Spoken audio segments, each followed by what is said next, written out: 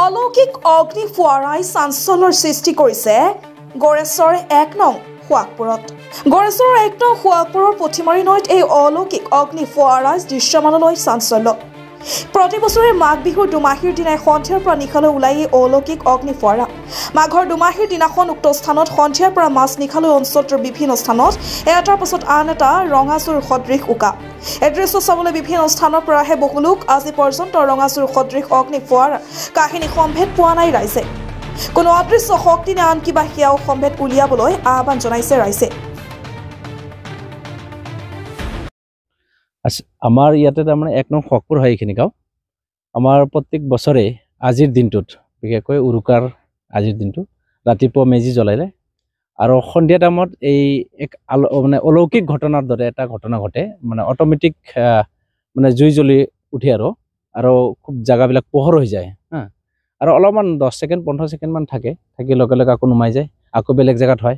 আৰু এই ঘটনাটো মানে আজিৰ দিনটোত সন্ধিয়াৰ ভাগত বেছিকৈ হয়, মানে 5টাৰ পৰা 6টা 6:30লৈকে। তাৰপিছত কিন্তু মাজে মাজে হয়, আপোনালোকে আহিছে ইতিমধ্যে এটা চালে হয়তো আৰু অলপ পিছত এটা দুটা পাব, কিন্তু ৰাতিৰ ভাগত অলপমান কমকৈ হয়, কিন্তু সন্ধিয়াৰ সময়ত খুব বেছি হয়।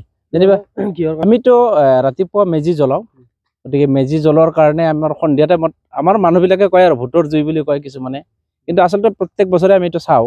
এইটো আমি আজিলৈকে ধৰিব পৰা নাই কি ঘটনা, কিন্তু আমি ভাবিছোঁ যে এক ঐশ্বৰিক শক্তি বা অলৌকিক ঘটনা, তেনেকুৱা ধৰণৰ ঘটনা আৰু। কিন্তু এইটো চবেই দেখা পায়, আপোনালোকেও গম পাইছে, বহু মানুহ আহিছিলে ইতিমধ্যে গ'ল বাৰু, কিন্তু সন্ধিয়া টাইমত বহুত হাজাৰ হাজাৰ মানুহ আহে ইয়াতে চাব। চাই বস্তুটো কোনেও মানে ইয়াৰে যিটো মেইন ৰিজন সেইটো আজিলৈকে ক'ব পৰা নাই, কিন্তু আমি এইটো বস্তুটো সৰুৰ পৰা চাইছোঁ। আজি নিউজত যোৱা বছৰ আগৰ বছৰো নিউজ কৰিছে এইটো, কিন্তু বস্তুটো কেমেৰাত মানে কিবা ইয়াত থাকিলেহে অলপ ভাল হ'ব বুলি আমি আশা কৰি আছিলোঁ আৰু সেইকাৰণে আপোনালোকৰ লগত যোগাযোগ কৰিছোঁ। কিন্তু মানে এনেকুৱা নৰ্মেল কেমেৰাত নাহে বস্তুটো। এতিয়া এই আমাৰ ভালকৈ আহিছে, মোটামুটি স্পষ্টকৈ আহিছে, এনেকুৱাই আৰু। এইটো ঐশ্বৰিক শক্তি বুলি ক'ব খোজোঁ আৰু। এইটো আৰু আচলতে নিজৰ যিকেইটাকে ভাষা নাই কিহৰ কাৰণে হয়, যিকেইটাকে আমি ক'ব পৰা নাই, কিন্তু ঘটনাটো সম্পূৰ্ণভাৱে এই ৰাতিপুৱাৰ মেজি জ্বলোৱাৰ ঘটনাক লৈ সংঘটিত হয়। ৰাতি যিটো জ্বলে তাৰে ৰিফ্লেকশ্যন টাইপত হয় বস্তুটো। কিহৰ কাৰণে হয়, কি কথা সেইটো কিন্তু আজিলৈকে কোনেও ক'ব পৰা নাই। কেনেকুৱা আমি সৰুৰ পৰা চাই আছোঁ বস্তুটো, সৰুৰ পৰা, আৰু স্পেচিয়েলি এইটো জেগাতে হয়, বেলেগ জেগাত কিন্তু আজিলৈকে শুনা নাই। আৰু জুইটো কেনেধৰণৰ হয়? জুইটো আপোনাৰ একজেক্ট মেজিৰ দৰে হয়। মেজি যেনেকুৱা জ্বলিলে যেনেকুৱা ধোঁৱা উঠি যায়, পোহৰ হয় ৰাতিপুৱাৰ ভাগত, ঠিক তেনেকুৱাই হয়। নদীৰ মাজত নদীত হয়। সিপাৰৰ মানুহখিনি ইপাৰে হোৱা যেন পায়, আমি ইপাৰৰ মানে সিপাৰৰ হোৱা যেন পাওঁ। আচলতে বস্তুটো নদীতে হৈ থাকে। আপোনালোকে নিজেও চালে না, বস্তু ধৰিব নোৱাৰে ক'ত হয় একজেক্ট। কিন্তু মই এটা বস্তু যোৱা বছৰ চাইছিলোঁ, আমাৰ একদম সন্মুখত হৈছিল।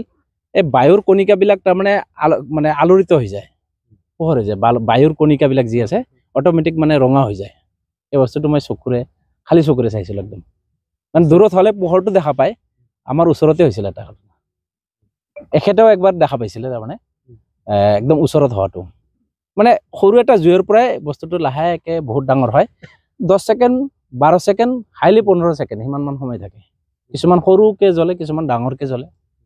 আজি যিটো আপোনালোকে দেখা পাইছে খুব ডাঙৰ হৈছে, এইটো এনেকুৱা হৈ থাকে।